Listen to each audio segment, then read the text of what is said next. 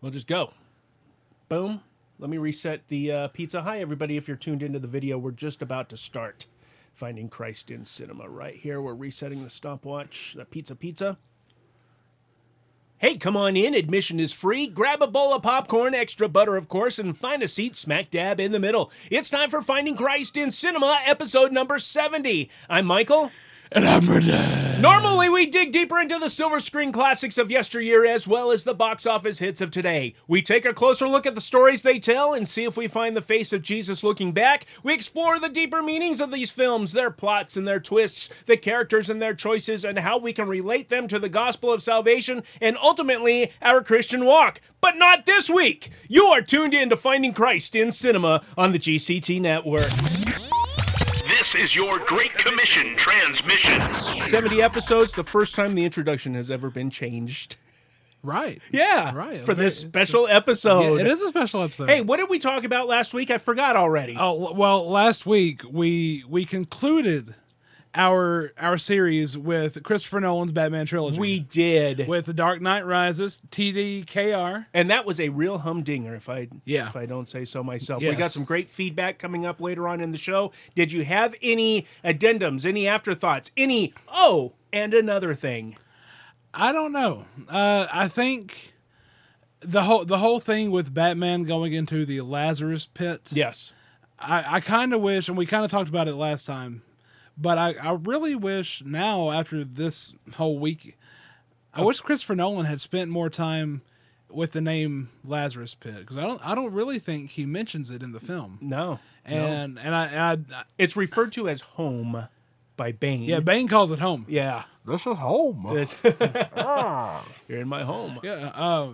And there's just I think it really goes into really well the Batman story, because, or at least as related by this trilogy, because that is where the old Bruce Wayne / Batman dies and a new one comes out. Yeah. And I think it's interesting that, you know, if we want to take that application for us, is a lot of times we can, when we do meet Jesus, yes, and when we do have that transformation, yes, sometimes we want to stay in the pit.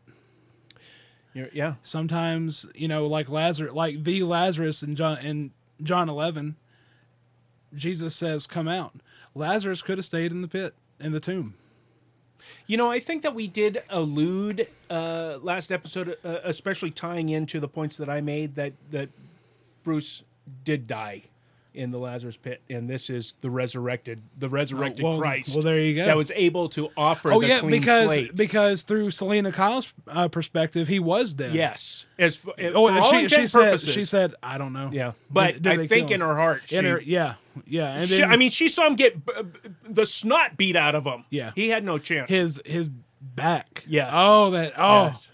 I didn't know. Hey, it was a great episode, Brendan. That was in the running, I think, for the year-end review for Best Picture of the Year for teaching the gospel. Well, it hasn't beat out Shawshank Redemption in my heart yet. Wow. Oh, okay. Well, hey, everybody, if you haven't listened to episode number 69 of Finding Christ in Cinema, get over to christincinema.com. You can get that as well as all our back episodes, and plus the links to subscribe in iTunes, Stitcher Radio, all those other good things that we'll tell you more about at the end of this episode. But Brendan, this is episode number 70. It is our special episode. Why are we doing this? What are we going to do? Well, first off, we have to thank patron Saint Philip for this idea. There you go, patron Saint Philip. A hearty round of applause and cheers from the kids. Yes. Now go back in your cave, children. Go back in your bat cave. I'm sorry, Alfred. Back into the Lazarus pit with you, kids. Alfred did not make enough sandwiches for all of you. You'll have to tear them apart with your hands. We are going to we're going to get into some deep stuff. We're going to do a philosophical episode this go around, all thanks to patron Saint Philip. Yeah. So again, tell listeners exactly what it was that spurred this particular special. Well, it was his feedback that part of his feedback that he left on episode 64, back when we did Life of Pi. Uh-huh. Should I read the comment or just... Yeah, read that. Okay. So this is, like I said, this is from episode 64 when we covered Life of Pi. And he says, a more in-depth discussion I'd like to hear from you guys is that would probably make a good special episode, like it did. Yeah, hopefully. Would be regarding content. Content is king. Yes. Is it not? Mm-hmm. Okay. How you determine what to see, what not to see, how you determine whether or not to recommend something, etc. This could involve not only philosophical discussion, but tools such as sites, apps, etc. that you use to be aware of content before you see something. Also, since Michael is a Gen Xer like myself, or like me, and Brendan is a millennial, that's right, baby. I didn't know I was a Gen Xer. I don't know any of that kind of stuff. Yeah, well, you're after the baby boomers. Oh, okay. So, I'd like to hear your different perspectives on how children should be handled, and especially how your own parents handled what you guys saw, and how effective or ineffective it was. Okay, good questions. And it's Brendan and I have a 20-year age span between us, so we do see things quite differently. I'm no longer 25 years old, and he has a long way to go until he's, well, you do the math. Yes, yes. And things do change. Things do change. Yeah. And so we will get back to his question. He has a series of 5 questions for us, and we'll get to that a little bit later on. But I thought that we would do, the sneaky way around and collect responses from some other listeners that we have high regard for, And then perhaps springboard from their responses. Yeah. Do you want to do it that way? We really didn't plan this out, folks. We have the notes. And we haven't done a special episode since episode 21. A long time ago. Where we had or 24 or something. No, it was 21. It was Russ Adcox. Okay. No, because we did God is Good all the time. Remember that special? Oh, I forgot. That was our I last remember it special. now. Yeah. Okay. Okay, so I sent out some some feelers. Yes, but people in my age group. We don't have any people in your age group, and so you're going to represent all millennials. Good. Okay. Good. As it should be, right, Brendan? Yes. I think what we will do here is, well, we actually have a special guest on this episode for all intent and purposes. What? Where's he at? Well, he isn't here right now, but he is here, and you're going to hear from him. That's a whole lot of abuse of hear from him. Yes, momentarily. Man. A good metaphor. If you remember me telling you that a few weeks ago, I had a Skype call, a hangout with John Wilkerson from thewiredhomeschool.com. He also does strugglingforpurpose.com. He does a couple of podcasts that I listen to. His Wired Homeschool podcast, again, that's thewiredhomeschool.com, where he's helping homeschoolers navigate modern technology. How should we use these things for us homeschoolers? What's going on in the world of technology? It's very useful, very fun show. He also does 10 the podcast, which is it kind of changes up format a little bit. It's kind of a free flow thought on some episodes, and then other episodes is interviews with people. But regardless, John is a great thinker. He's a very wise man. A godly man. He's seeking after the king. He's seeking to be covered in the dust of the Messiah. And so we had a great time talking, but I went ahead and turned on the recorder while we were talking and got his thoughts on some of these very things that Philip asked us. So I think we ought to just go ahead and bring in John into the studio here. And the first question is, how does your family, John, how does your family determine what to watch? Michael, like you, I have a wide spectrum of age kids in my house. And so that means this can be pretty challenging sometimes because there might be a movie that all the kids want to see, but maybe the content in it is just not appropriate for the 8-year-old, but 12 and up, not a problem. So we learned years ago, you can't go by the movie ratings because the movie ratings, they don't tell you why it was rated. It might say for violence, but they don't tell you what kind of violence. or they might say for language or whatever the case. And so we'll go to IMDb or we'll go to Common Sense Media, and we will take a look at the content in them, because as much as I like the idea of plugged in online, it's still someone kind of pushing their own values on me rather than here are the facts and here's what you need to know about it. So great point about MPAA ratings. What do those even mean? Here's what cracks me up is rated PG-13, and the reason why: smoking. It's like, really? That really bumps something from maybe even G. It could have been general audience, but somebody's smoking in there, so we need to shelter the people that are below 13 of age. That's silly. But getting back. Well, I mean, what are your thoughts? Because they are vague for action sequences. What does action sequences mean? Yeah, and like there's what cracks me up is whenever I'm watching a movie with Sir Richard, and the Lionheart. The Lionheart, yes, sir. And when the that was a spoiler.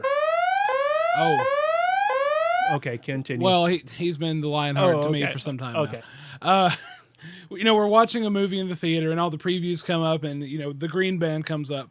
This trailer has been approved for, all audiences, but then it's got the rating of the movie. Right. And it'll be some of the nitpickiest stuff, like a mention of a sexual habit or a scene of science fiction violence. Well, even sexual situation. What does that mean? What does that mean? Does that mean that somebody's pursuing somebody else, or is that something salacious? What does it mean? In my experience, their phrasing of it is too vague. Yes, absolutely. Be specific. Tell me what that means, and please, I don't care if somebody's smoking. Okay. Right. That does not bump something to PG-13 as far as I'm concerned. But as we move along in this episode, we're going to just dive right into the subjective, right? Well, everything's subjective. Yeah, true. And it's funny because PG-13 now means anything from, quote, drug use to brief nudity to, my favorite one, a single use of one of the harsher sexually derived words. See, what does that mean? What was the first one? Drug use. Okay, see, I don't understand. Why would that bump something up to PG-13? I mean, we're going to get more into that a little bit, especially with John's comments. So, but he doesn't, he'll go and check on, he has places that he likes to check. He's not a fan of Plugged In Online. Now, my wife is, and Plugged In Online was part of the Focus on the Family, James Dobson, organization. I don't know if they still are or not. My wife liked Plugged In Online, but her complaint was, whereas John says that he doesn't want somebody deciding what is appropriate for I may be misquoting him, but my wife's complaint is that they won't come out and tell you whether you should see something or not. That's what she wanted. No, this really isn't appropriate for these reasons. She has no problem somebody telling her, and I don't either. If you want to tell me something's not appropriate, that's great. I appreciate that. But why is it not appropriate? Then I can decide. I can navigate that. Would somebody tell me that that Calvary, which we reviewed several episodes ago, was not appropriate for me to watch? Well, it was appropriate for me to watch, but I could turn around and say it's not appropriate for my kids to watch. Oh, definitely. Okay? So there's that line that we have to navigate. So it's interesting. I was going to say, I think it harkens back to using fellow family members and fellow friends as filters. Yes. As frames of reference. Yes. I like that as a frame of reference. Yes, because we have a relationship with them.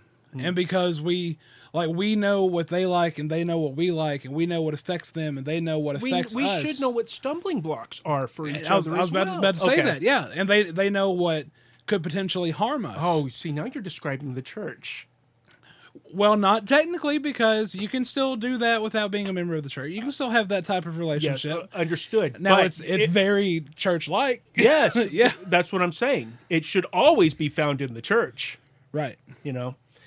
because that's a virtue, and I think that's a godly virtue. All right, any more comments as far as tools that he uses in order to determine or to help? This is just a tool, and this is one step in the process. So the next question is, so you do your research, and that's a good thing, but what things do you feel are important to filter out of your family's movie watching? What needs to go? Obviously, the number one thing is we want to make sure that our kids are not being exposed to too much sexualized material. And that's very important to us. And then the next thing, really, this sounds a little ridiculous, but for me personally, not necessarily with my wife, but for me personally, I don't have a problem with the violence as much because it's fake and we know it's fake. The sexualization is not. The coarse language is not. It's real. But the violence, it's easy enough to say that's movie magic, and that doesn't really happen. And kids can understand that. But we're still pretty careful about what we do. You know as well as I do that PG-13 movies, they try and push the limit. And when we were growing up, it was the PG movie that was pushing the limit. So when we go back and we look at some of those older movies from when I was a kid, and we want our kids to watch, like, I'll give you a great example. I was home one day with the kids, and I thought, hey, let's watch a movie together. So we decided to watch Cool Runnings, Disney movie, PG, and we get to watching it, and I go, oh no, this wasn't a good one, because there's a scene in the bar, and there's pretty coarse jesting in there. I knew afterwards it was a mistake, because I knew some of these things were going to come out of my kids' mouths later on. All right. So, sexualized content, which I've mentioned several times on the show, that's out. Yeah. Okay. And I understand that. Thoughts on that? Oh no, I agree, and especially if it's being presented in a sensual way. Yeah. Because now we can talk about Ex Machina. Yes. Where there are nude bodies. Yeah. But it is repulsive in the setting that they're found. Yeah, and just to go on that example, it's not just the physical location, but it's their placement in the plot, and how the story has built up to that moment when you see those bodies. You're not like rustled with desire or anything. You're disgusted. Like, I felt sick. You don't have to not tell anyone else of your burstings. Right. Okay. Right. You're stunned. That's a specific. It's moment. Disturbing. It's shocking. Yeah. Okay. I was gonna say, regarding the sexual content, we could really use The Princess Bride as an example. Oh. Because that movie, I would say, has just as much romance as any movie needs to have, and it's done in a non-confronting manner. It's done in a non-controversial manner. Again, though, I think that the key word is salaciousness. Well, remind me of what that means. Well, I mean, listen to the word. I got a feeling for it, but express it better. Well, let's go ahead and look it up by definition here in the dictionary, and we will go ahead and get the official adjective: treating sexual matters in an indecent way and typically conveying undue interest in or enjoyment of the subject. Here we go. Let's just cut it down to brass tacks. Lustful, lecherous. Okay. Okay. Well, then, to that, it calls back to us. What do we consider indecent? Right. And as Christians, what does God consider indecent? Right. And for many years, he's clear. Go ahead. Sorry. The book of going back to Princess Bride, the book, The Song of Solomon, was not read in the church. Oh no, because sir. It was considered to be that was salacious. Yeah, exactly. Well, or even, what might I say, scandalous. Yeah, okay, that's probably a better word. It's like, hey, one guys. does not speak of such thing in good company. No. But it is a beautiful story of love, and of romance, and it has been likened for so many years to the love story of Christ and His church, and that's the tack that we used when we reviewed The Princess Bride. That was back episode 5 7. or 7? Okay. Yeah. Man, you have a great memory.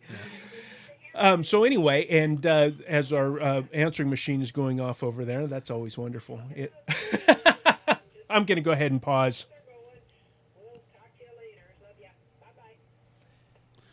Mark that at 20 minutes in. Okay. Oh, physically mark it. Okay.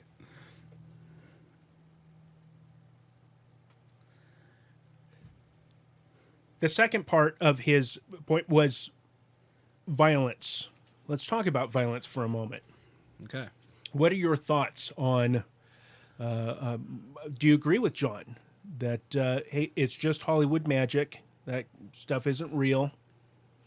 I mean, I don't know. For me, growing up, my imagination could sometimes match something on screen, but sometimes something on screen would horrify me. Right. And sometimes I would have a nightmare, and it would scare me. So I mean, I don't know. Some Hollywood, like we were talking about the Nightmare on Elm Street earlier. I know it's fake, but if I'm going to put my mindset in the mind of the movie, then in the flow of the film, then I have to, in a sense, believe that it's real. Right.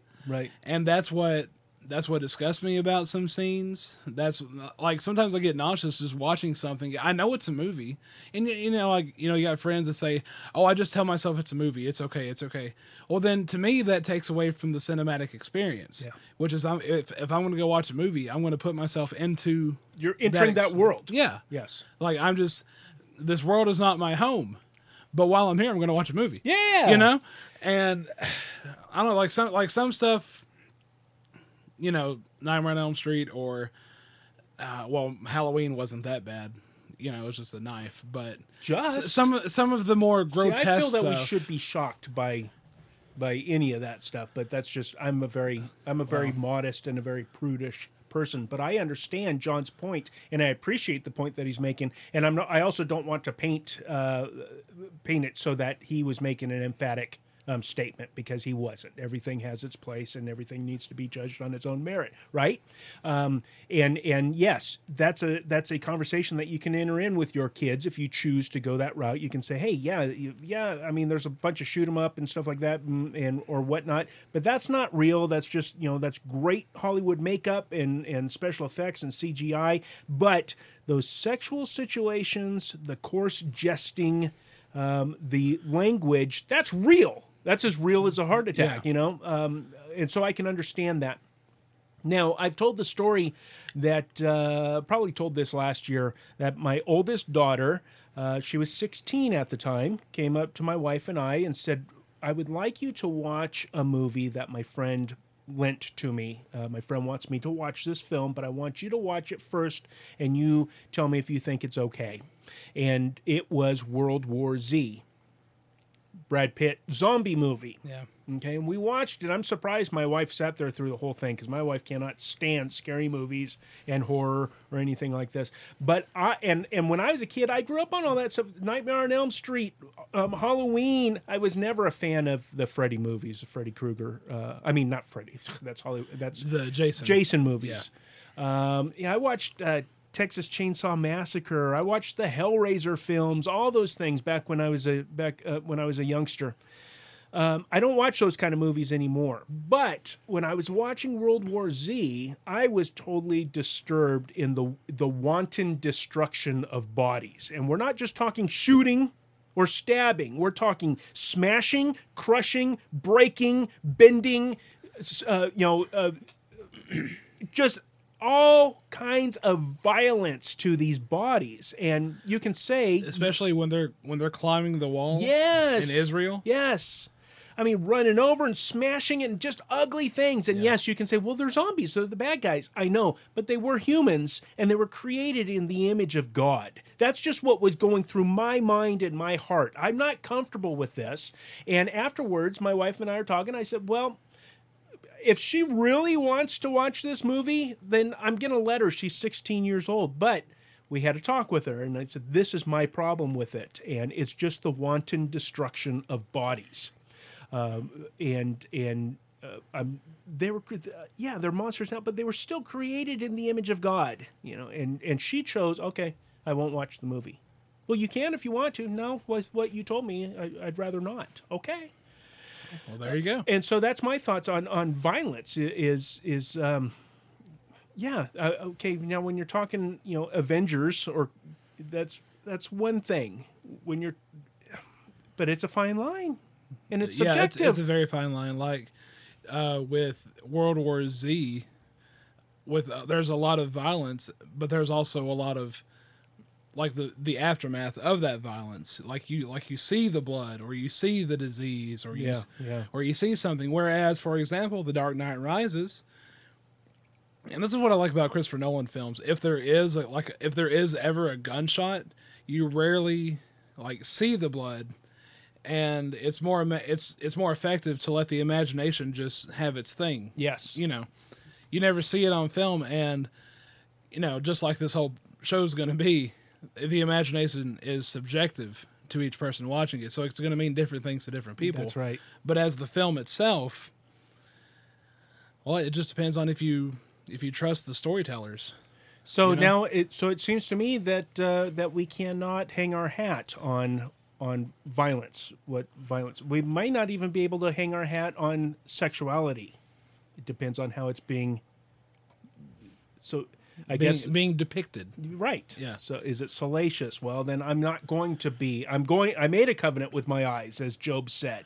Right. That's why when I was watching the X-Men, when I watched X-Men 2 or whatever it was, remember last year, and I said, whoa, that movie, I'm not, Mystique, I'm not comfortable with that character at all, and especially since I had my teenage son sitting, because I didn't know, I didn't do my homework. Yeah. And that put me in a very uncomfortable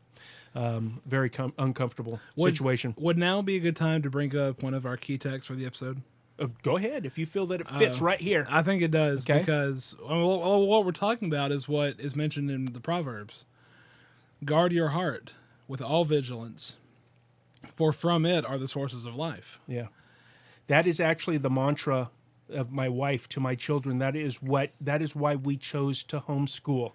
That right there, because we have made it our goal, our number one goal with our children is to teach them to guard their hearts. David Gaddy had left a comment in the chat room right now. Let's go ahead and read that. Here's a lesson on desensitizing. Oh, there's a key word right there. Let's slip that into our show notes. Write that one down. Desensitization. Here's a lesson on desensitizing I learned in college. Now, remember, David Gaddy from the Theonauts podcast did go to film school, so he knows what he's talking about in that regard. We were studying Stanley Kubrick, and we're watching Full Metal Jacket, which I've never seen. This is my rifle. Okay. After the viewing, the teacher asked how many of us noticed the coarse language in the first 5 minutes. Everyone raised their hands. Then he asked how many noticed it at the end. No one did.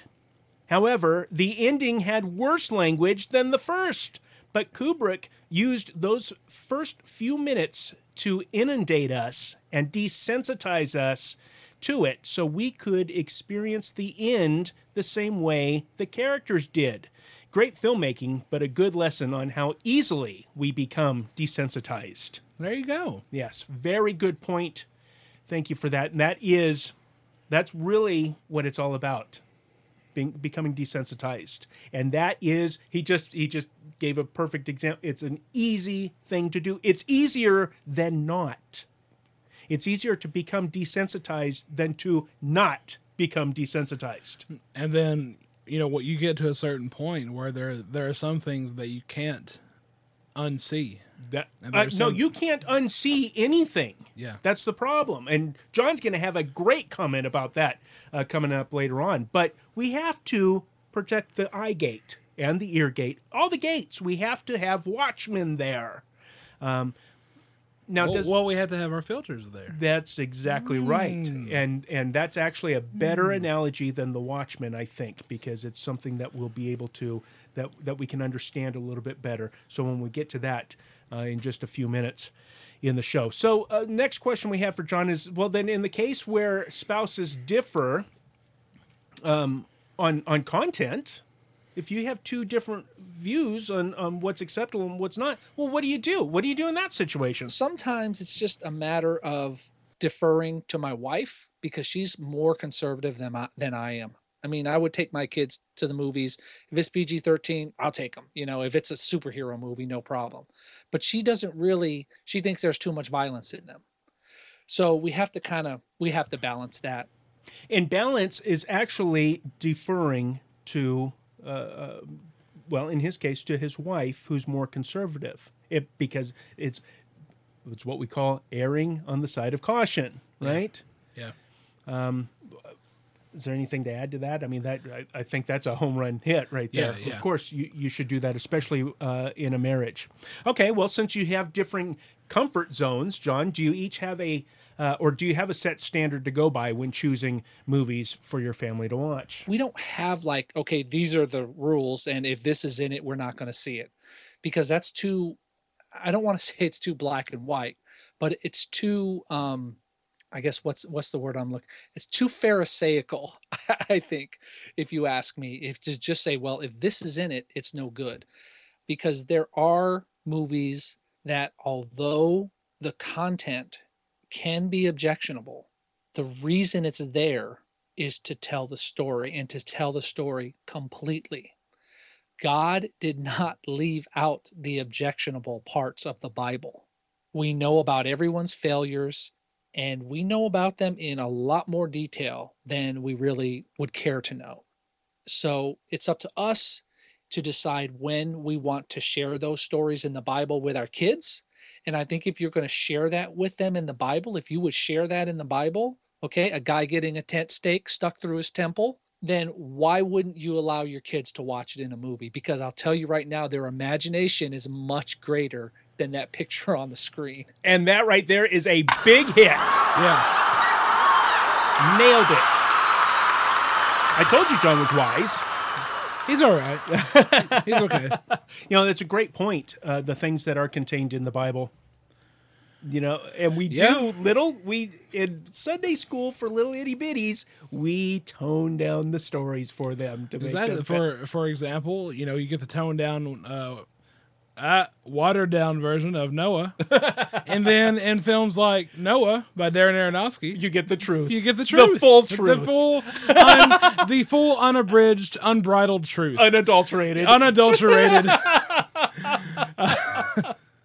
My midrash is acting up again. There's that. I need some ointment for my midrash. But no, John makes a good point. There's so much stuff in the Bible that is like it could be read like a comic book. There's so much action going on, and then that action leads to some gruesome scenes. Yep. Some horrific scenes, but they're real. Yes, and you got this little kid kills a giant and then cuts off his head. He was a kid. Hey, you know what? That astonishes me. Right now is a good time to interject that a lot of the things that we're talking about, all of us as Americans, we are influenced by our Americanness, and we have in our own culture have decided that certain things are not appropriate, even though they're appropriate in other cultures and other times. It was appropriate for David to cut off the head of that giant. Okay, I would never have my 12 or 14 whatever year old kid go and cut off somebody's head. I don't care how big of an enemy he was. Mm-hmm. You know, that's not acceptable to our culture. But that doesn't mean that my view on that is the correct view. Right? Right. So we have to factor those things into this discussion as well. Great points. What did he say anything else in there that you feel that we need to expound upon at all? Well, I mean, we've already talked about imagination. Yeah. And how, you know, when certain films leave things up to the audience's imagination. And for me, I think that creates a more powerful effect. Yeah. Which we kind of talked about in a couple sound clips ago. You know, because we don't need to see everything. We just need to, that quick, maybe it's a quick edit or a quick cut. We just need to see that it happens and then let our minds fill in the rest. That's the Gestalt theory. Ladies and gentlemen, gather round, kids. The Gestalt theory has made its appearance on the Finding Christ in Cinema show. They were waiting for it all this time, 70 episodes. Oh, man, 70. They're patient kids. Whew, they are. All right, back in the cave. Well, he makes a good point also that you can't come up with a standard. Oh, if it meets these criteria, it's out. No, that's not going to work because that's not a filter. That's a dam. That's what that is, right? I'm just holding it back. None shall pass. And then one day, though, it's something's going to burst. It's going to crumble. The water's going to burst. It's going to flood. And now we can use kids that. Don't drown. Yes, exactly. And so if we as parents, as responsible parents, can help guide our children into thinking good thoughts and making a covenant with their eyes and those types of things, you can lead them to a point where we'll get a little bit later on in the episode. So now, that's the main questions about the here and now in his family. The last one, I'm going to leave this response. It's long because it just flows together so well, and we can just sit back and listen to him answer. How much of your current beliefs on this subject do you think are a result of your upbringing? Okay, that's a very good question that Philip wants us to answer. But John, we have a tendency to incorporate so much of how we were raised into how we in turn raise our children, and it's probably because that's what seems normal to us. Whatever house you grew up in, that's what's normal, and the customs and the traditions and the way that you thread the toilet paper. Is it over or is it under? These things, that's what is normal, is the way that you grew up. So how much of your current beliefs and your philosophies are driven by your upbringing? You have to know something about me and the way I grew up. I'm an Army brat, and most of my formative years were over in Germany. So I was exposed to a completely different culture than the United States. When kids were talking about watching Nickelodeon and all those kind of things, when cable was all the rage in the US, I had one channel that I got to watch, which was AFN. And now they have like 20, but there was only one back then. And then I had the 3 state German channels that I could watch. And because my mother's German, I speak and understand German, so that wasn't necessarily a problem. And really the only exposure to US television and US movies either came through AFN, the video store that was on the base, or what my aunt sent over that she had recorded off the television for us. So when I was growing up, I watched movies that were totally inappropriate for my age, completely. Now, I couldn't get into the theater to see them, but once they came out on video, my parents would rent a movie and I'd sit down and watch it with them. And I told you earlier, I watched Alien when I was like 9 years old or something like that. I watched American Werewolf in London when I was 10. There were a number of movies that I watched and the content was completely inappropriate for me. Now, that being said, I have changed. Let me back up. Before I had kids, I thought I'm going to let my kids watch whatever they want. And I was a Christian. Okay. And I said, I'm going to let them watch whatever they want, and we'll talk about it and we'll discuss it. And we will, we're going to shine the light of Jesus on this stuff. Right. Then I had kids.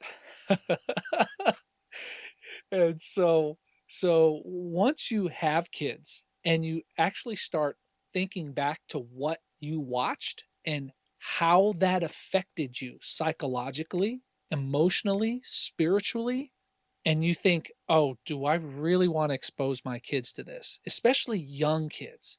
When I hear about 5 and 6-year-old kids that are watching The Walking Dead, I just think to myself, why isn't people calling the CPS on these parents? Because that is just completely inappropriate content for a 6-year-old. Or the superhero movies that we see, they are marketed to children.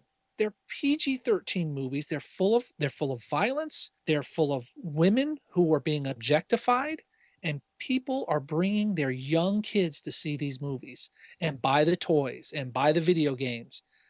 And most people have no problem with it.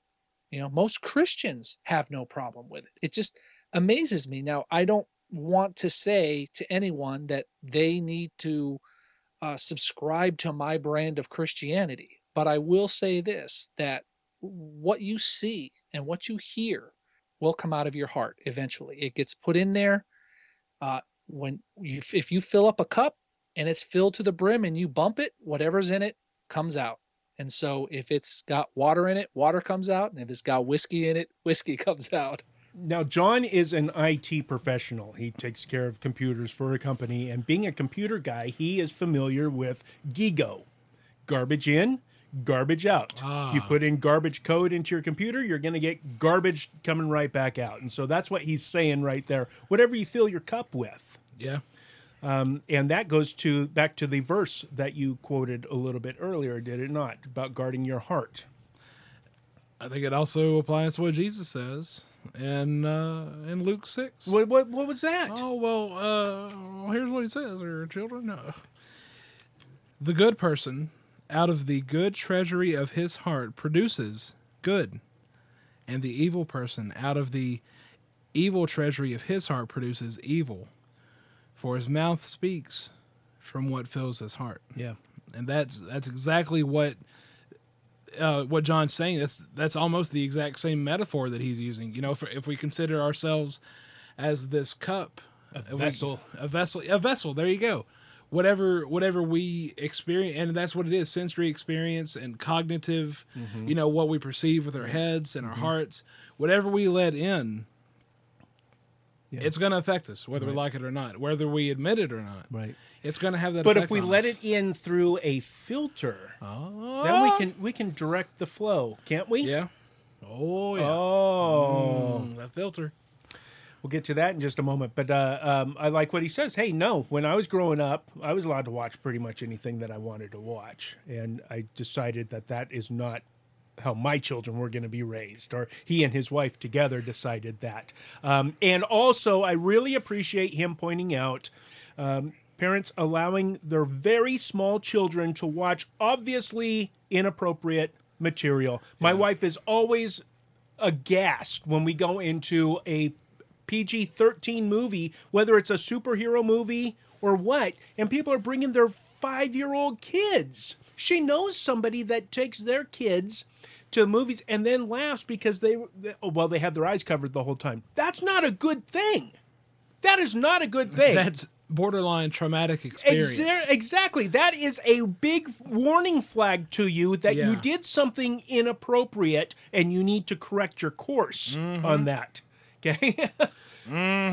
So great points from John. That's why we had John on as the special guest for this episode. Yes. He hit every single point, and every single point that he hit was out of the park. So thank you very much, John. Again, everybody get over to his website, thewiredhomeschool.com. If you like technology at all, even if you are not a homeschooler, you will enjoy The Wired Homeschool. And then also get over to Struggling for a Purpose and subscribe to his podcast over there, Tend the Podcast, and whatever else he blogs about over there. He's a very prolific gentleman and always of value. So thanks again. Now, we also got some response from Ron of the Red Oaks, our patron saint, Ron of the Red Oaks. Because if there's one thing he likes to say, it's his own name. Yeah. No, he's not saying Ron. He's saying Ron. He is not. He's saying Ron as if Chewbacca would say it. No, he's not. Okay, well. It's a trap. So quit saying that. Quit pulling me into that trap. And he sent in text version of some answers, but he reworded the questions that I had for him to formulate his own thoughts here. And so the first thing that he wants to know when it comes to choosing which is and is not appropriate for his family, his wife and he, they want to know who wants to see what and why. And so how do they handle that, Brendan? Well, he says that pretty much covers audience and motives, whether peer pressure, wanting to be included, or I saw a cool trailer for a film. Yes. Remember that trailers are made to entice. Yep. And will never portray the negative elements in the pure light of day. Another very wise man. He's able to put it succinctly and concise. See, this is why we visit Ron. Yes. In patron saint Ron's Red Oak Treehouse. We'll go there a little bit later on, as a matter of fact, and just hang out in the cool of the day. Oh man. So there you go. Who wants to see it and why? Which of his kids wants to see it and why? Peer pressure. Oh boy. And I know that as a parent. Oh, so-and-so watched such and such. You think I just talked about it. So-and-so wants me to watch such and such. And they are going to, the trailers are going, I thought Into the Woods looked like a fantastic, spectacular movie. And for the first, 2/3 of it, it was. And then something happened real bad. It got really, a big train wreck came through it. Okay, so the next he and his wife, they asked themselves, is it age appropriate? Oh, I thought you were asking me personally. Ron says, not just the MPAA ratings, and that's the Motion Picture Association of America, but I seek outside information, such as Focus on the Family's plugged-in website, which provides content information on movies, music, and books. Yes. See, now, we can talk about... we talked about Plugged In Online earlier. Yeah. John doesn't appreciate the site because he feels that they're trying to direct his morals, his mores, and Ron looks to it for information that he's seeking, the kind of information that he's seeking. So really, you have to look at Plugged In Online and to decide for yourself whether it's of any value. Then he asks, have I seen it? Maybe rewatching a movie is necessary to better judge the quality of its content. Amen to that. I found a lot of PG movies from the late 80s are not as kid/teen friendly as one might assume. No. Case in point, what we talked about earlier, The Princess Bride. Yes. Because, and this is what I love about the movie though, and I do think it's appropriate for kids because, well, let me explain. Throughout the film, at least for the first 2 acts, there's a sense of levity. There's a sense of lightness. There's a sense of oh, this is a nice fairy tale. Fantasy and fairy tale. Yes, fairy yes. stories. But then once it really starts buckling down, and I think the moment in the film where it starts to kick off is after Andre the Giant pretends to be the Dread Pirate Roberts. I am the Dread Pirate Robert, and he's on fire. And they break into the castle and they're going to rescue everybody. I think that's when the film actually takes on more adult tone, a more adult tone, because especially with Inigo Montoya delivering one of the very few cuss words in the film, if not the only one. I have to go back and rewatch it just to make sure that point's valid. But he says, this whole time I'm looking for my name is Inigo Montoya. Yeah. You killed my father, prepare to die. And then, he's fighting the 6-fingered man, and then he says, it's like, I want my father back. Or, what do you want? What do you want? I want my father back. Colorful adjective. You good old thing you. And it's just that moment, that's when I realized, watching it as an adult now, oh wow, this is playing out like a coming of age story. And that's why I think the framing device with the grandpa reading the book to his grandson, it's helping the grandson grow up, and these kids are growing up watching these movies that have, not just watching movies, but hearing these tales that have, light, playful things at the beginning, but at the end, they're a little more closer to reality. Yeah. And a little more closer to the symbolic reality of emotions that they're about to experience in their adolescent years. So, okay. So now Ron says, if I've gotten this far and I still have questions about its content, what do I do?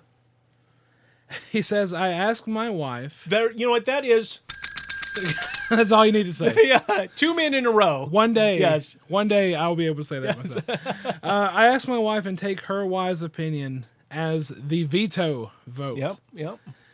Some would say that I should ask her first, but movies are more than my realm, They're or more my realm than hers.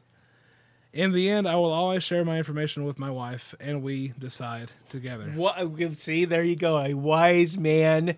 There is a good. That's a good example of a marriage working the way that it is supposed to work. Did you see David in the chat room? No. What did he say? He says, I'm still getting blowback from my 25-year-old daughter because as an idiot young father, I let her watch The Crow at age 6. Oh! She often tells me how it scared her and disturbed her for years. Hey. So, I still haven't seen The Crow, so I don't know what he's talking about. Okay, well, and you're not missing anything. So he goes on, he says, well, what if the content is objectionable?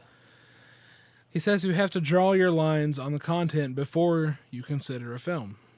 Aha! Okay. Let's see what he has to say here. This is because we can all be swayed into accepting some poison in order to get the good effects. But with children that are not, quote, world-proofed, it can go the other way. Yes. See, and this is the tack that my wife and I take. Yeah. I cannot imagine how bad I would feel if I introduced my 6-year-old daughter to The Crow. To The Crow? What? What? Oh, how do you know? I cannot imagine how bad I would feel if I introduced my child/teen/young adult to something that would steer them down a dark path. Yes. When it comes to kids, it's always better to be safe than sorry. And when it comes to sex, gore, and violence and language in movies. Yes. And now recall... last episode, Ron sent us the message about Sleepy Hollow, and he came back and said, what, scratch that. The movie is too gory. I think that it would be that would be a poor choice in films for you to review this Halloween season, and that gets back. And he even mentioned the way witchcraft is depicted. Yes, which is not like Harry Potter style. We're talking sorcery and depraved things associated with it. So getting back to my comments on my problem with World War Z, I think that that falls under the category of gore, and there are certain types of gore that are not appropriate, that you can't do anything with it. It's okay to say this movie, we're just not watching this movie. That's okay. And nobody should feel bad about that. Right. I do think that you should have some good reasons behind it, because if your kids are going to be telling somebody else's kids, oh, my mom and dad says that nobody should watch that movie. Well, you better have a real good reason for that, something that you can explain. Or else, instruct your kids, hey, this is for our family, and don't be going and telling other kids what they should or shouldn't do. Right. Right? I think that goes to the culture of upbringing. And if there's really a centered focus on being together as a family, then those what's the best way to say it? Those techniques in decision making will be more clear and be better understood by the kids. And you keep going back I keep going back in my head to the phrase "as for me and my house." Yes. And Joshua. Exactly. Back then, decisions were made as a household. Yeah. They were household things. But now it's like, and I hate to say it because we love the internet, but the internet opens up so many more doors, and the house, where it used to be this closed culture, is now too open for anyone to stop. Let's make sure that we are clear that Joshua's house, that was in the patriarchal age. I mean, he was the head of the house. He made the decision for the family, but you can see that it's done out of love and concern for he and his house. And so, it goes back to Ron's his first point, who wants to see this and why? Mm-hmm. Why is it? And what kind of peer pressure is being exerted into this decision. So it is better to err on the side of caution when it comes to your kids, is what Ron is saying, and I agree. Now, he asks the question, does message trump content? Ooh, what does he have to say about that? Man. For me, I say not with kids. So just to reiterate, he's saying that content trumps message. Right. Yes. Okay. Their minds are impacted more than ours, and our minds have been desensitized by the times in which we live and our culture. Yeah. Okay, let's unpack that. So he's directing his comments for kids. Mm-hmm. Okay. So their minds are impacted more than ours. That I agree with. Yes, because callus builds up. Conscience is seared. They're impressionable. Yes, and what happens when something is seared? Oh, nothing can get in or out. Right. It's locked in. It's locked in, yeah. And those juices, maybe they're bad juices flowing around in there. And they will not taste good. Yeah. No. You get rancid. So, well, let me ask you this. okay. What is the difference between content and message? I think the content is the vehicle for the message. Okay. Just off the top of my head, does that make sense? I mean, the content is what you're seeing. The message is what you're getting. Is what it's carrying. Yes. Okay. I'm just making sure we're clicking on that. So now he says not with kids. Now, obviously, because he has, Supergirl is still his kid, but she's a lady now. She, a young lady. And so things change as they grow up. So he wasn't specific with age groups and whatnot, but it is a natural progression. David Gaddy wants to let us know that ultimately, I think Mandy is okay. But she's always telling, do you know the first time I heard the B word? The crow. Thanks, Dad. He says, and that was the least of the language in that film. Oh, wow. Wow. Man, David. But great thoughts from Ron, as he is always want to do. I think he only has great thoughts. He only has great thoughts. And he concluded that with, I love you guys and thanks for your show. Ron of the Red Oaks. So I think that's a good little... I think they handled the show for us, is really what they did. So now let's go back and revisit Phil's questions for us and see if there's anything that we can add to it. First question really is, how do you determine what to see or not see? Now, I'm taking this in context of for this show.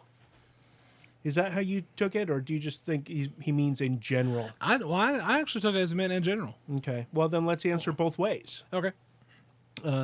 Because I really don't watch a lot of movies. I wait for the big ones. I'm going for a block, but man, I want Avenger. I'm looking forward to Star Wars. I'm looking forward to Captain America: Civil War. Those are the things that I really want to go out because in my general day-to-day life, I don't have time to sit down and watch movies. I'm watching movies for this show, and then at other times, I'm trying to run this network. So I'll sneak in like episodes of Doctor Who, here or there, but I can't sit down and watch a 2-hour and 20-minute movie anytime that I want to. Right. And so I'm really only watching movies for this show. And so let's answer that, Brendan. For you personally, let me put you on the spot. What do you think are there films, then we're not talking, so let's throw this out there. We're not talking pornographic films. Those are always off the table. Yeah. Okay. So nobody be thinking, these guys, maybe they think that they can redeem those those can't be, there are things that cannot be redeemed. Yeah. As far as we're concerned, we don't have that power. So that aside, are there films that you look at and say, nope, that's not for the show. That's not a good one for the show. You watched Get Hard.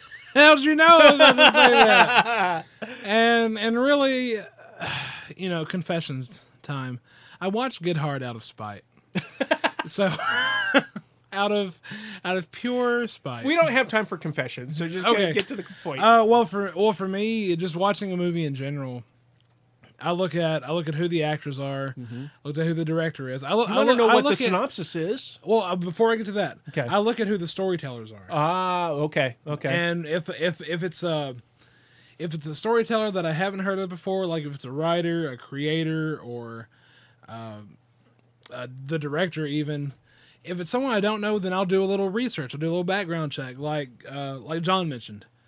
But if it's someone that I'm fairly comfortable with, then I look at the synopsis, and usually, and I think you'll find that this trend is true, a lot of the same actors and a lot of the same directors go after certain material. Yes.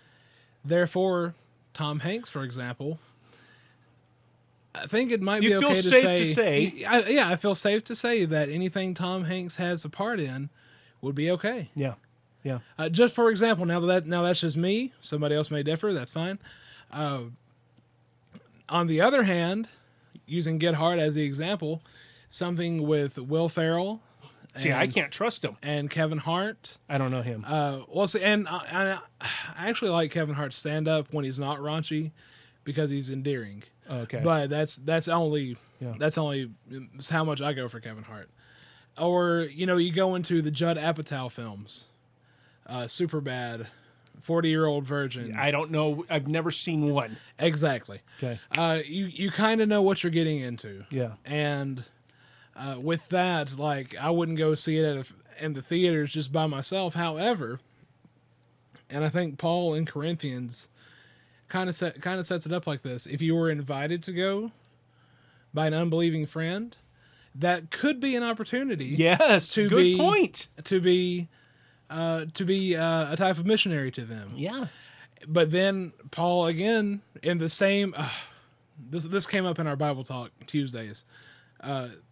This in the same paragraph, he says, "But if someone comes up to you and says, 'Hey, that's a bad movie, you shouldn't go see it,' then for the sake of the one who told you, you shouldn't go see it." But I have to interject. Okay, go ahead. Sorry. All of these answers right now are framed in our discussion to follow about being a filter and not a sponge. So you're going to have to go back and listen to all these answers, I think, because they are going to make a whole lot more sense when we get to that part. Well, and we could also just reiterate.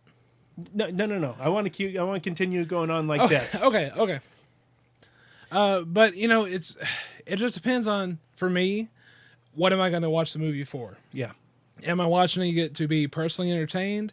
Am I watching it for the show to see if I can suggest it to Michael and say, "Hey, we might need to put this on the list"? Am I watching it? Oh no, excuse me. Put it on. Patron Saint Philip presents the list. Say it right. And I go through all these questions, and then not only that, but talking about frames of reference earlier, I ask people whose opinion I trust. Right. And for me, that's the main selling point. Yep. And you have surrounded yourself with friends, for the most part, that are going to say, "You know what? It was a good movie. This one part reminded me of this story in the Bible or this Christian principle." I mean, that's because that's the people that you surround yourself with. Yeah. In your daily life. So that is a very valid point. And again, it just goes into, like we talked about earlier, the relationships that you have with those frames of reference. See, now I feel silly, Brendan, because my answer is just silly and mundane. Okay, for the show, I think our job to have the most impact for Christ, to do God's will the best that we can, His work the best that we can, is to make sure that we are covering the films that are making the biggest impact. Okay, because that gives the biggest opportunity in the culture and the general population. Yes, okay. That's why we don't do much independent. That's why we don't do that much unknown smaller productions. That is why we don't spend more time in years past as we started out doing, because we realized that, hey, wait a second, this is a ministry tool. We are watching films purposefully, and it's like the old timey films. They're not the center of Mars Hill. Right, exactly. And we will get to that. And so that's how I determine. Now, every once in a while, well, of course, we have, Patron St. Philip presents the list, where people can suggest movies that they would like us to cover. So that's a completely different animal, because then you're Right, doing, right. oh, this is important to them, so therefore it's important to us. Like The Lion King. No, it's not important to anybody, and God does not want us to do The Lion King. We proved that. Au contraire. No, Monsieur. and now, but every once in a while, I like it when you say, like Calvary. Hey, that's an independent film. That was a small film, and you said we have got to do this film, and I'm so thankful that we did. And in those cases, we're going to do the opposite. We're going to try to influence Christians to watch a film that they can use. Man, this is going to be you got a slam dunk home run with this one, right? Right. Then when it comes to personal things, I already told you, man, I don't have time to go to the movies, so I'm wanting Star Wars, man. Just bring me a Star Wars movie, and I'm there. So big go. ones. The last movie I went and saw was Ant-Man, and took my son and watched that, and had a great time. So I'm not as exciting as you are when it comes to movies at all. The second question that he wanted us to address was, well, it ties into it. How do we determine whether or not to recommend something?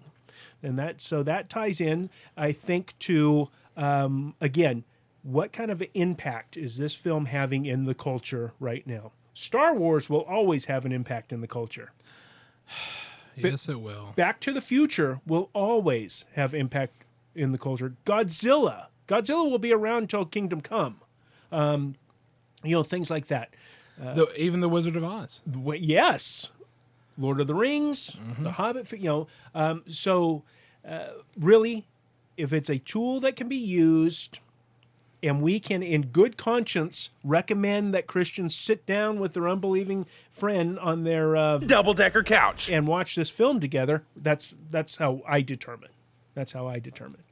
Now, I don't recommend things. That's real easy. Salacious, sexualized content, Right. Objectifying women, things, naughty things. Not gonna, if it's nothing like, what was that recent movie that Leonardo DiCaprio did?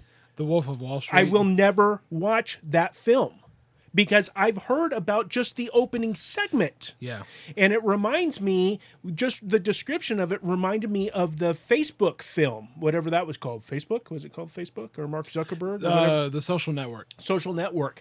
And there's that whole party scene in that house. I can't unsee that. I wish I had never watched that movie. But that's just personal for me, because I'm a very prudish and a very modest person.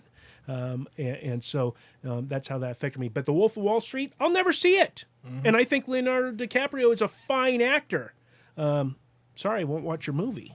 Yeah. So, but how do you determine? Well, me, that goes into, like, after I've made the decision to watch a movie, it just depends on what I go into the theater with, or what I approach it with. If I approach it with a mindset that's like totally open, like Avatar Part 2, yes. I'm going to go watch it. I'm like all excited for it, because I really want to see how they're going to pick up from how the last one ended. And even when I went to go see the Christopher Nolan trilogy, You're going to love the new episode of the Theonauts. Let me just say that. Okay, so now... Wait, Avatar. Just wait. Oh no, I've already listened. Oh, you to heard it. that part. It's like the Avatar episode. Let me take this opportunity to personally thank Brian Godawa for getting on the Avatar side, and to all you haters out there, #Michael, #David. I don't think David's actually a hater. He's just not a lover. I was #I roll over here. Woo! #Midrash over here. #cream. So anyway, Gold Bond. hey, hit that mulligan. Okay, there you go. When I determine if I want to recommend something, I have to think back to when I first watched the film, and if I approached it with an open mindset and an open heart to give myself fully over to the experience. Yeah. But now, if it's a film that I know is going to have some bad things in it, I go in with my filter. I was like, okay, what can I watch? And what can I take from it? And what do I need to just dismiss? You go in with a determination. Yeah, go in with with the right mindset. Yeah. That's really all what it is. Yeah. Okay. So, what different perspectives do each of us have on how children should be handled? I really can't speak because I don't have kids. However, I youth minister. I've been a youth minister for a little bit now. And I remember last year it was really shortly after we did The Princess Bride for the show. We actually had a movie night where we watched Princess Bride. Yeah. And just some of the kids, they were really into it. They'd never seen it before. They were liking it. I remember one girl, she was in I want to say the 6th grade at the time. She was watching it, and then her sister, who was in the 2nd grade at the time. Well, no, it was the summer between their the little one's 2nd and 3rd grade year, and 6th and 7th year. Okay, 6th and 7th grade year. They were watching it for the first time. They'd never seen it before, and like for example, when the rodents of unusual size came up, the little girl, she covered her head. Yeah, she was scared, and her older sister, she was watching, but turning her head whenever she thought something was going to pop you don't up. have to turn your head though, because the microphone's still over here. All right, okay, sorry. And it was just, I don't know, for me it was interesting seeing how they receive things, and it's kind of got me to where I'm reevaluating what I recommend for little kids, and especially in the youth group, because I know there are some kids I could recommend Christopher Nolan to, but some of the younger kids, maybe not. Maybe because the subject matter is too broad and maybe a little too intricate for them. Or maybe the way is, again, maybe the vessel. Well, to piggyback on what both John and patron saint Ron said, it really is, it's subjective, and you're going to make decisions for your children. This is not appropriate, and then as they grow older, then you start to understand now they are ready to take this step because I really want them to watch this movie. Like Inception was a big one of those, for especially my daughter. I want you to watch Inception. Well, I have 3 daughters. When I said the one I'm referring to is my oldest. I want you to watch this now. And because I know who you are and I know how you have taken your training in life and what you do with it and where you draw your lines, I know you're ready for this now. This is the next step for you. And so it's purely subjective, but it's real simple. Over-sexualization and foul language and violence, excessive violence. I'm against all those, and so is my wife. But then we take baby steps on stuff. Godzilla. I mean, people got stepped on in Godzilla. We had to make that call. But now it's real easy with my 3rd child. Okay, number 4 is 3 years old, so she doesn't enter into this. I mean, she's watching. Right. She just moved into like Frozen. So I got Let It Snow or Go or Blow or Toe or whatever that song is. Yeah, all day long. But my 3rd child is 12, and she follows suit of my 2 older children, and she self-censors. She's the one, say, you want to sit down and watch this movie with us? No. Why not? Because that's not appropriate for me. Okay. So that's really how we handle that, and really my answer is contained in both what John and Ron had said. So finally, he asked, how did your parents handle what you saw, and how ineffective or effective was it? I'm going to start off an answer that I can remember growing up. We talk, my age group people, we talk a lot about PG movies. My dad had a saying when I was growing up, and I would say, can I watch such and such? And he would say, what is it rated? PG. And he says, well, your P's don't G in that direction. Your parents, in other words, your parents they're not going. Your for parents that. Don't guide in that direction. Yeah, they aren't going that way. And so was a way of saying, no, you're not watching that movie. And I will always remember that, because he'd say, your P's don't G. Now, if you ask my dad, now both of my parents, they would say, oh, we let our kids watch whatever we wanted to. And I just say, you're getting older. and you have no recollection. That part of reality has been lost to you. So, Oh, that you saying that just reminded me of St. Vincent, and I watched it last night. It's a tearjerker. oh, okay. Bill Murray, Anyway, sorry. So that was, I kind of followed suit. I mean, we decided what's appropriate for our kids at a certain age. So, yeah. Whereas John went a different direction than the way that he was raised.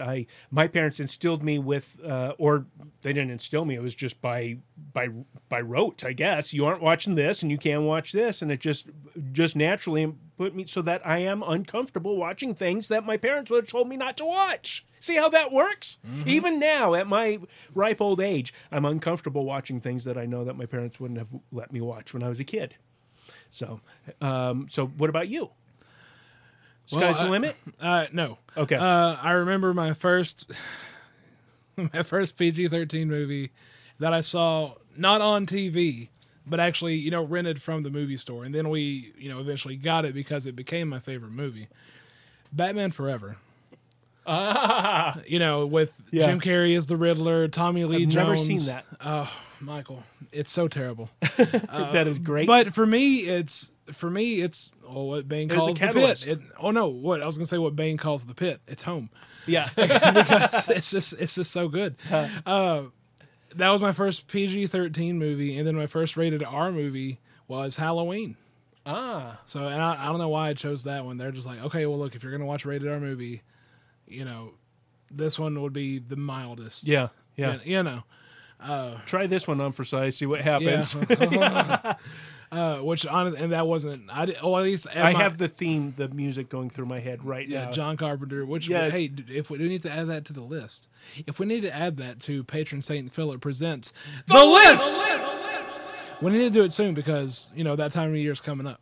All right. And like they did, and I respected generally what they had to say. Yeah. If they said don't watch something, don't watch it. If it comes up at a friend's house, because this is the age of sleepovers. You go over to your friends' houses and you'd watch movies and you'd play games. Well, if a certain movie came up, go play a game. You can have fun. You don't need that stuff going into you. And just for another example, it's not necessarily a movie, but talking about wrestling. When I was growing up, there were two major promoters or two major networks. There was the WWF and the WCW. Well, the WCW was okay for me to watch, but the WWF wasn't. And I all this time I've been wondering why. And then going back and watching some of the old stuff, the WWF had characters and we all know it's fake. Let's be honest. We all know it's fake. But the WWF had characters that were generally more profane in their language, generally more profane in their. I think just profane is the word. In their gestures. Yeah. Specifically, Stone Cold Steve Austin. I did not realize how much that man flipped the bird. Oh. In his match, that was his entrance. Huh. Was flipping the audience off, and my mom did not want me watching that. She was okay with watching a staged fight. Yeah. But she just didn't want me to see these characters. He was a profane character. Exactly. Yeah. And, not saying that all wrestling in the WCW was good. Right. But it was at least cleaner. Yeah. A little bit cleaner. So definitely growing up, I experienced the filter through my parents, and they were careful. So yeah. Okay. Well, those are the answers. I hope that we gave adequate questions. Those were the questions that I hope we gave adequate answers. And that brings us to the end of Patron Saint Philip's questions. I hope that we gave adequate answers and that was satisfactory to him. We have some additional things to tack on to the end of this episode that's going much longer than I thought that it would. This is a good conversation to have. This has been brewing for 70 episodes, really. Yeah. So, Brendan, real quick, what do you want to add to this discussion? Well, we keep saying be a filter, not a sponge. Yeah. And I just want to, break apart that just briefly.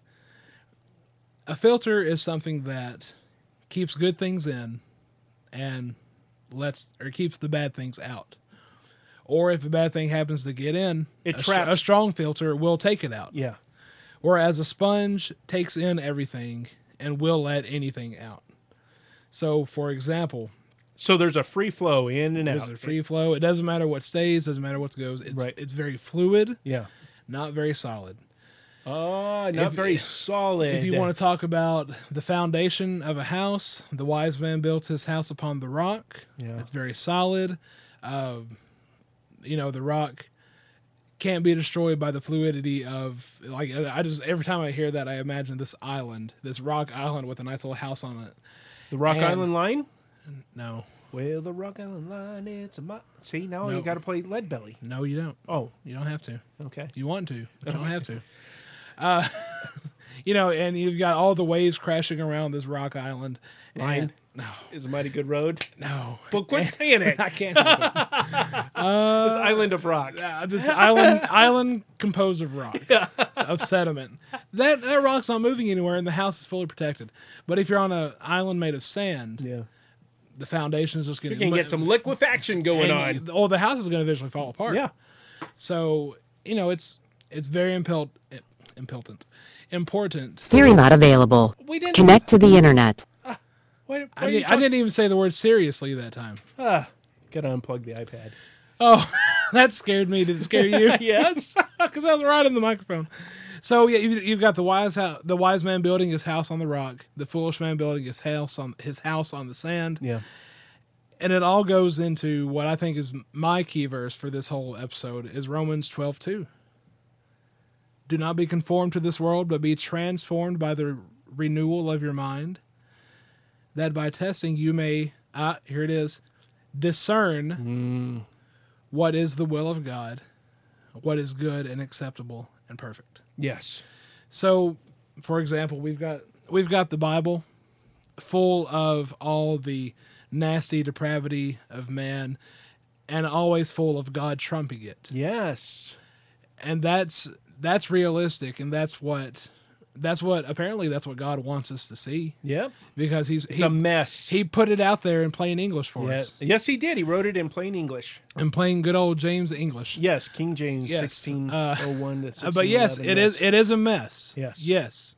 It is a mess. And that's why we needed A Messiah. Messiah. Yes. And once we have accepted Christ into our lives, and once we start walking that walk, it comes down to being transformed by the renewal of our minds. Yeah.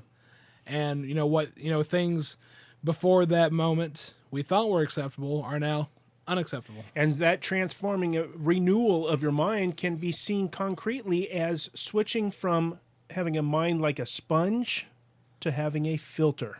Right.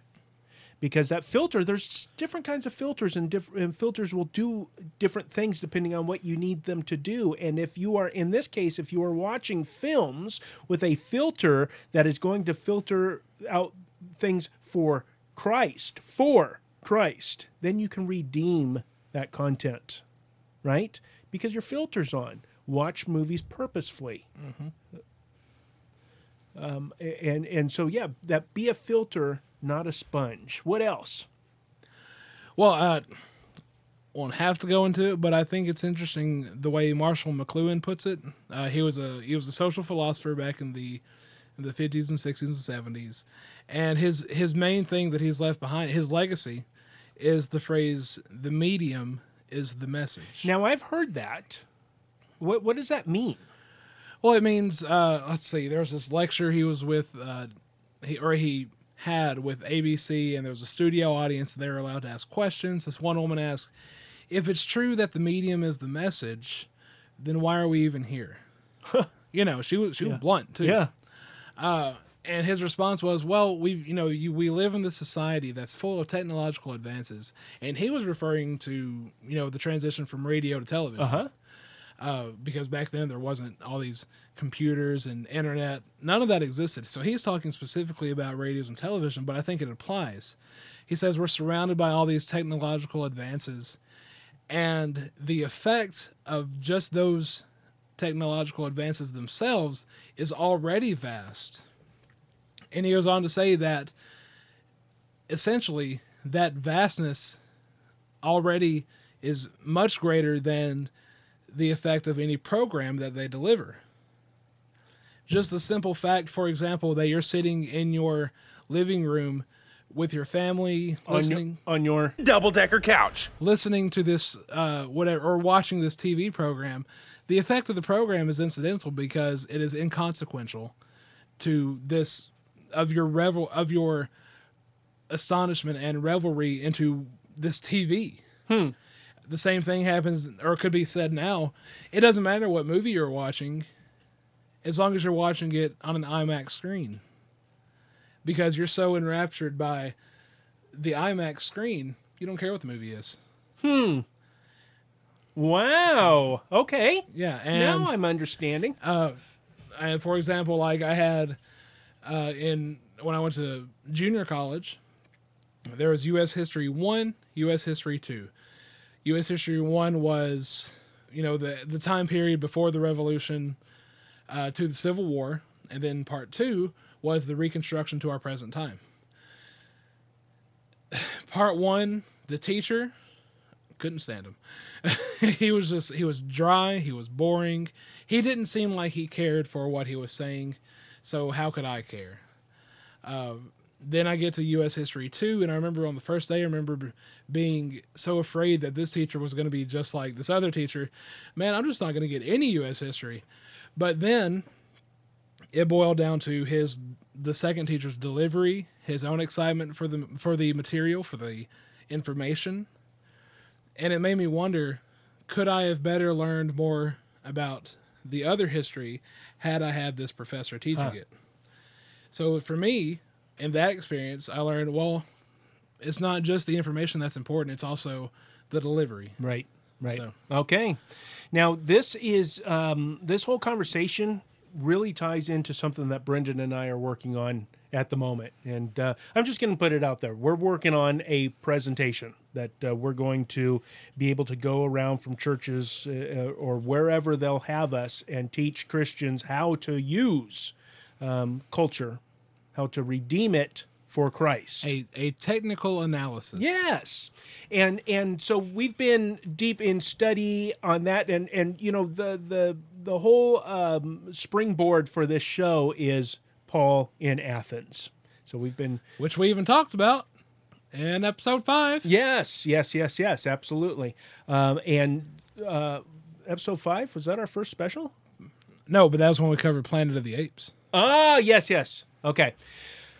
And so I've been knee deep in studying Acts chapter 17, and I came across an article this past week, which is we're going to incorporate into our presentation, but I wanted to share some thoughts by a man by the name of Matt Dabbs. You can go to his website, Matt Dabbs, it's DABBS.com, and he says in this article, talking about the 3 different groups of people that Paul addressed in Athens, he says it's important for us to realize that hanging out with the insiders and the seekers, that would be the Jews and the God seekers in Athens, in Acts chapter 17, hanging out with the insiders and the seekers will only take us so far. At some point, we have to go from, quote, our turf to their turf, unquote.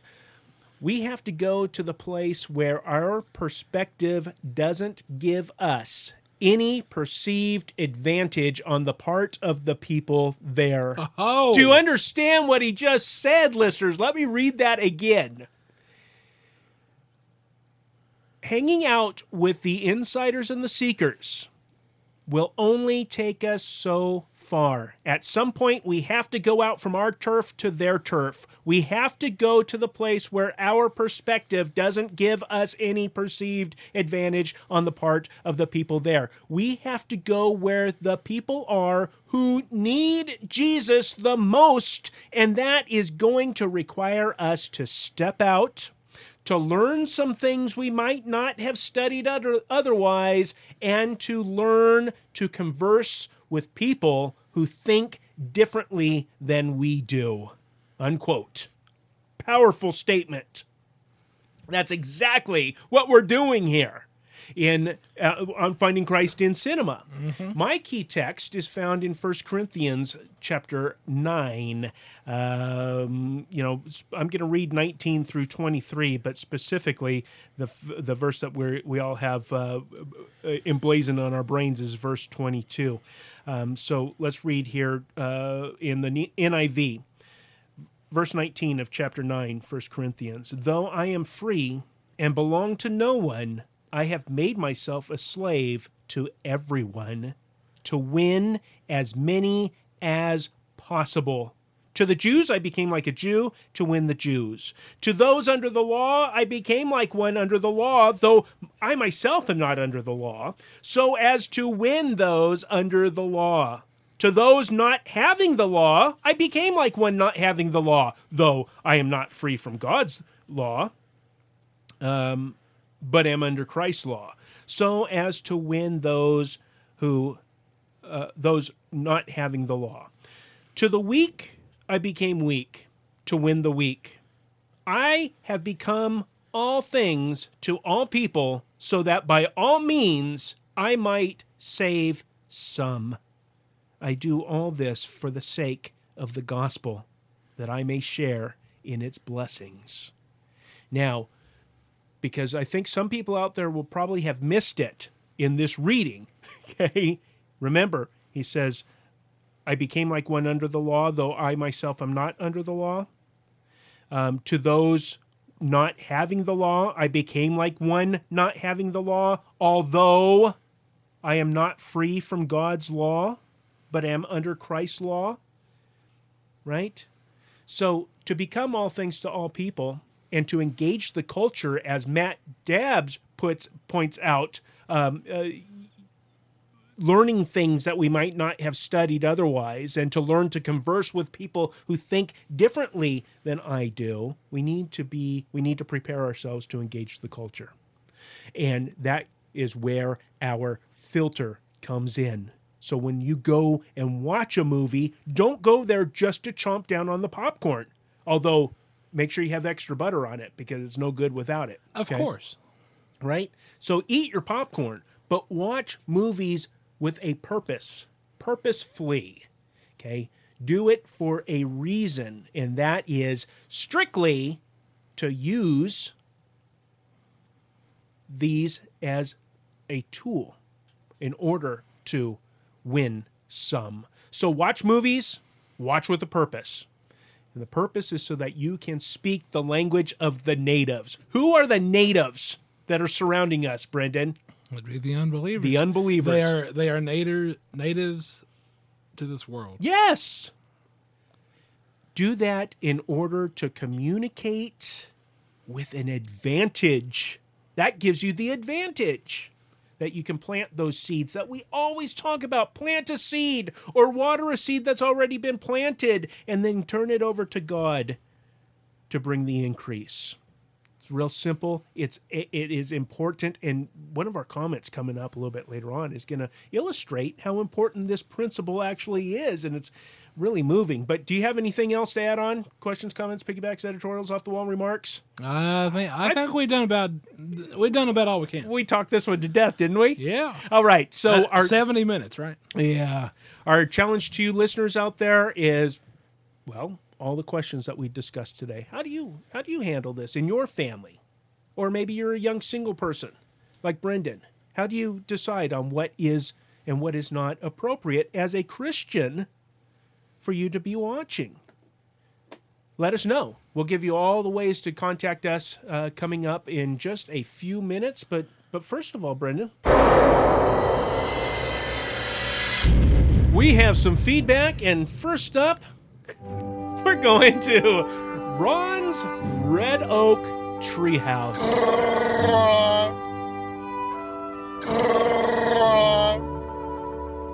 It's a trap! Greetings and felicitations, Michael and Brendan. I just want to leave you some feedback about your last show on Star Wars, Return of the Jedi, and having Richard Chilton on was really a blessing to us, and just want to say he should be called Richard Lionheart, because he really has a heart for God's Word, and it was wonderful to hear the whole gospel, beginning to end, brought out through Star Wars. It really was a wonderful job all of y'all did. And it's podcast gold. So you guys have a great day and take care. Did you hear Bye-bye. that? Podcast gold. Thank you, Ron. Ron, your gift of encouragement is always welcome here because we can use all the encouragement that we can get. And besides that, we just love to hear from you and all of your contributions to the show. I mean, this truly is Ron's show as well, with all the contributions that he has made over the span of 70 episodes. We are blessed to have a brother such as him, but we are also blessed by another dear patron saint. Halt! Who goes there? It is I. Patron Saint Philip. Let's go down to King Philip's stable, shall we? Comment on The Dark Knight Rises on Finding Christ in Cinema's website at christincinema.com. He says, first off, I have to say that any listeners not reading Brendan's articles that accompany each episode are missing out big time. I've taken to reading them to my wife and son in one of the days following us watching a film that FCC covers as a family devotional. My wife is quite impressed with Brendan's writing, as am I. And Brendan feels 9 feet tall right now. Woo! Gonna step right into a Brian Godawa book. All right. Yeah. Upon rewatching, Philip continues, upon rewatching this trilogy, the Batman trilogy, Christopher Nolan's Batman trilogy, I've changed my favorite from Batman Begins to The Dark Knight Rises. It's got a very satisfying conclusion with some things to ponder and hope for the future of the characters. That's a great point. You leave, you know what's going to happen, even though it's not going to happen on screen. Well, not with Christopher Nolan or Christian Bale. Anyway, getting back to his message here. It's got a very satisfying conclusion with some things to ponder and hope for the future of the characters. That quote at the end from Dickens's A Tale of Two Cities is one of the most beautiful in all of literature. Truly. And even more so when you know its full context. Any lover of stories who has never read it owes it to their self to read that classic at least once in their lifetime or listen to the audiobook as I did. One thing I get from The Dark Knight Rises is Officer Blake's promotion to detective by Commissioner Gordon and how it is kind of like Jesus calling a disciple. Gordon tells Blake, now that he's a detective, he is no longer allowed to believe in coincidence. I think back to when I became a Christian in my mid-20s and how words like luck and coincidence lost much of their meaning. A healthy understanding of God's providence causes me to look at such things very differently now. 1 Chronicles 29, verse 11, out of the New King James Version. Yours, O Lord, is the greatness, the power, and the glory, the victory, and the majesty. For all that is in heaven and in earth is yours. Yours is the kingdom, O Lord, and you are exalted as head over all. Another observation is the contrast between Alfred and Miranda in relationship to Bruce. Alfred felt Bruce was making a mistake in taking on the Batman persona again, so he told him in an open, blunt, yet loving way how he disagreed. Miranda sweetened up to him, and we know how that turned out, right? Ugh. Proverbs 27, 5 through 6 out of the New King James Version. Open rebuke is better than love carefully concealed. Faithful are the wounds of a friend, but the kisses of an enemy are deceitful. Great work with the Dark Knight trilogy, guys. I'm looking forward to episode 70. Love the show. Hashtag Mawilad Gimli. I hope we didn't disappoint you with episode 70 here, Patron Saint Philip. Oh, but he also left a comment on Patron Saint Philip Presents The List. A few seasonal suggestions. Coraline for October, Simon Birch for Christmas time, and Hoosiers for basketball season. I have no idea when basketball season is. It's in the spring. Are you sure? Well, I mean, it starts like around Christmas time. Philip, you got to let us know, man. You got to tell us. Okay. So thank you for the comments, as always, Philip, and for the wisdom that you leave with us and the listeners here. Wow. Okay, I had a great talk, great discussion with my brother Lee Scott the other day. More on that in just a little bit. But he has a few seasonal suggestions. No, he doesn't. He has just one suggestion. He wants, and this starring Sean Astin, FCC's very own, yes. Sean Astin, Rudy. He wants Rudy placed on Patron St. Philip Presents The List. And he couldn't believe, he thought that we had covered that movie. I'd never even heard of it. But it's another sports movie. So It's I a think good we're, one, too. I think we're It's a getting good into, one. wow. Hey, we'll get into it. All right, we'll put that. So get those things on the list. Coraline, I've heard somebody else say that that needed to be on the list for Halloween season or something. So let's look into that. That's a stop motion Yes. animation. Tim Burton. Is that Tim Burton? If it's not, it's the same style. Okay. So Well, we'll look into that. And then we also have, our guest from the show today, John Wilkerson, called in via SpeakPipe. Hey, Michael and Brendan, John Wilkerson here. And, I've just been sitting back and listening to you guys talk about Star Wars and Batman for the last 4 episodes. Haven't really contributed that much. But I did want to say one thing. You said at the beginning of this review for Batman that you were going to spoil the movie. You guys don't spoil the movie. Sure, you reveal plot points and things like that. But for me, it doesn't spoil the movie. And the reason it doesn't spoil the movie is because it provides insight that I didn't have previously. So, guys, when you're talking about movies and maybe someone hasn't watched it, I don't know if we can come up with a different term or not, but you're not spoiling the movie. You guys are doing a great job letting people know how they can use regular, everyday movies and use them as witnessing tools for Christ. So keep up the great work, guys. You're not spoiling movies, and talk to you guys later. Bye. All right. Well, now I agree with them for in a certain way. yeah.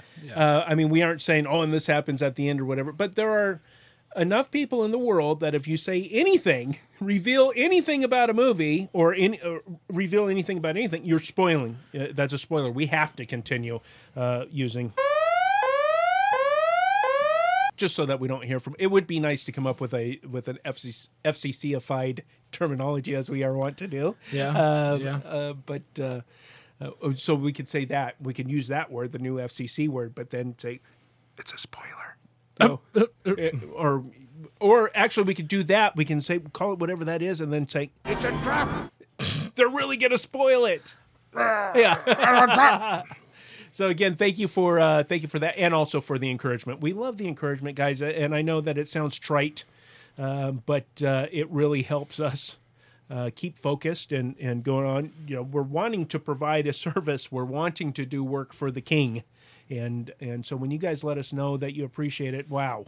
I mean, then it's like God saying thank you. Mm-hmm. Thanks. You guys keep it up, and really it is. So you guys are we see your appreciation, your encouragement as coming directly from God. Mm-hmm. So we thank you for that. Oh, hey, Brendan, we also got an email from a new person that we have not heard from. They used the contact form on the Christ in Cinema website. So there's a tab up there, contact us. This is from Christian Martinez. He says, howdy, Finding Christ in Cinema.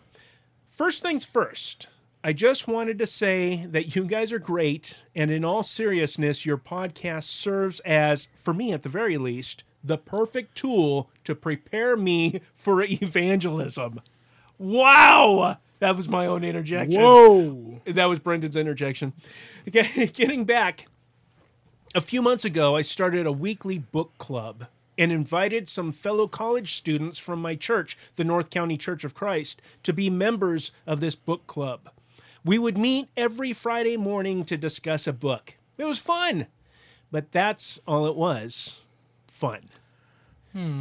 About 2 months ago, I was introduced to your podcast, and I fell in love with the premise of your show, to find themes of the gospel in secular films. Now my book club has incorporated your premise as a large component in our discussions, to find themes of the gospel in secular books. Last week, we discussed the curious case of the dog in the nighttime. Now, our book club is more than just fun. It's meaningful. We meet every week, and I encourage my fellow members to bring a visitor to partake in our discussions. Wow, the fruit has been plentiful. Thank you so much for teaching me how to glorify God through my book club. Wow. Brendan, that is why we do this show. He's just pivoted, used this concept, used it in the way that he could. Here he has an opportunity with a group of people and a captive audience, and then is able to say, bring more people in. That's a Bible study is what this is. Yeah. Using secular books, turning it into a Bible study. Praise God. Amen. That is how you do it. That is how you plant seeds. That's how you water seeds. And that is how you participate in God's story. Thank you so much, Christian. Thank you for that email. Please keep in touch with us. Welcome to the family. We are honored to have you as a listener. Man, that just geeks me out. Okay, you ready for some well-mannered frivolity? As we are late in the show, let's go through this real quick. I mentioned the great Lee Scott earlier on. We are in full pre-production, listeners, Lee and I, on our brand new worship show. Full pre-production, we are outlining, brainstorming, and planning this thing. So when it comes out, this is going to be the show for you to worship God from Monday morning until Saturday night. Okay? Go in to, this is not a sitting down in your pew and worshiping God one day a week for a couple hours. This is how to take the songs and the hymns and the prayers and the psalms and everything and apply them to our lives. And so it's really going to be almost like Finding Christ in Cinema, where we're going to look at the stories behind some of these hymns, and we're going to relate them to biblical stories, and we're going to relate them to everyday stories, and we're going to understand the meaning behind these hymns or these prayers, any way that we can praise God in the, or worship God in the classical sense of the word, meaning kiss toward, bowing down, prostrate before him.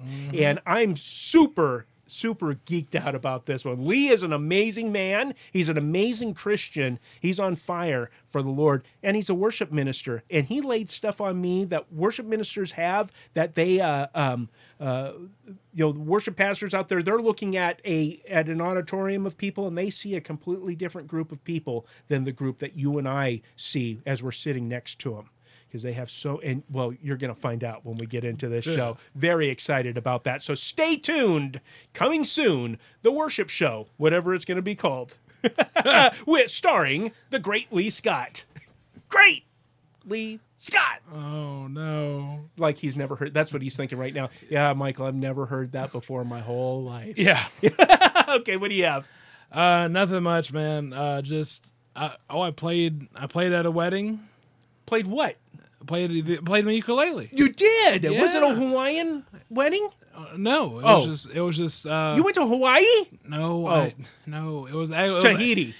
No, it was actually at the Fly. Oh, okay. So it was a friend that I work with, her mom was getting remarried, and How neat. and she just asked, "Hey, would you want to play a song?" I'm like, "Heck yeah, I want to play a song." Over the Rainbow. So no, Oh.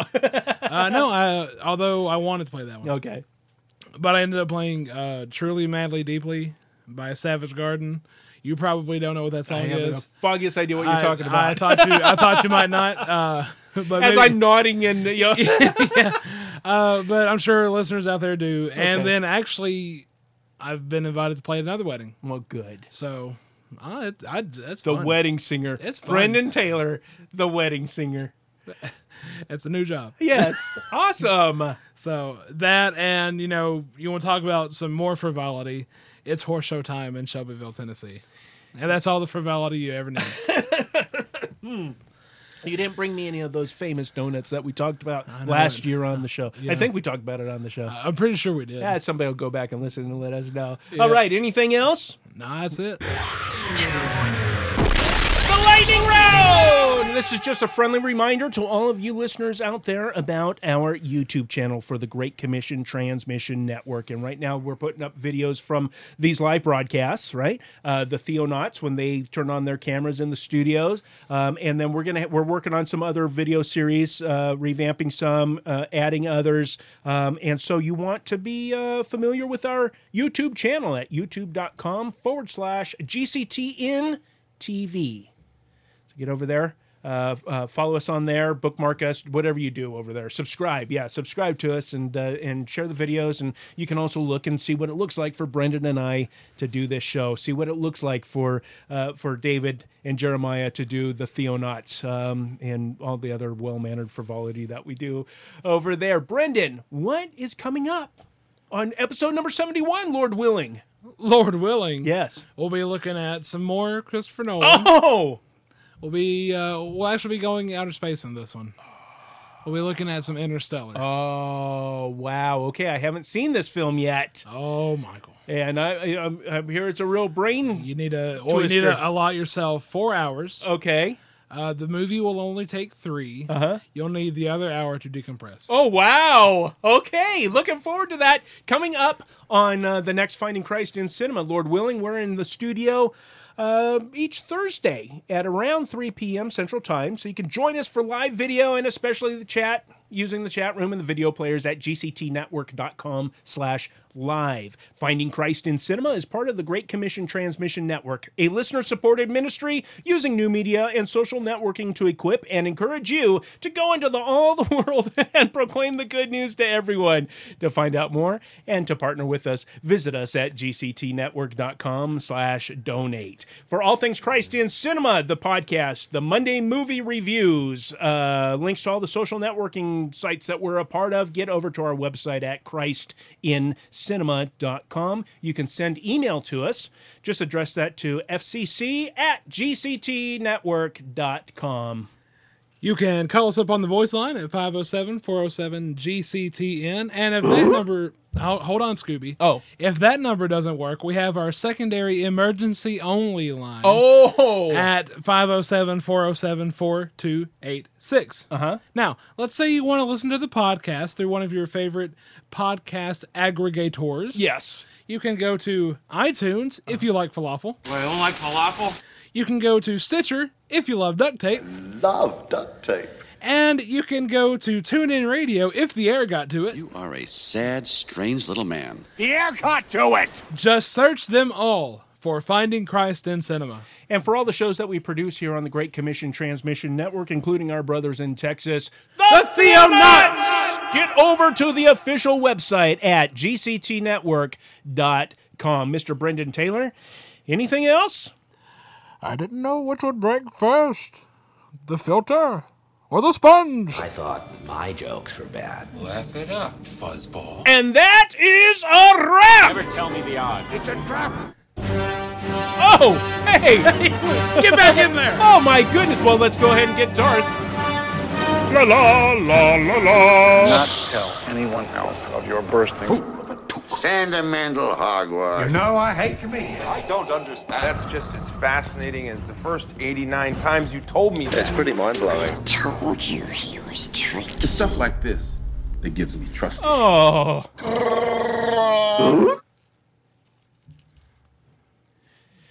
Alrighty. All right. Do we have an intro written up? No, I was gonna say, like, how do you want to write that intro? I don't know. No, yeah. But I am going to put this at the very, very beginning. We'll have this. Put on your... Oh.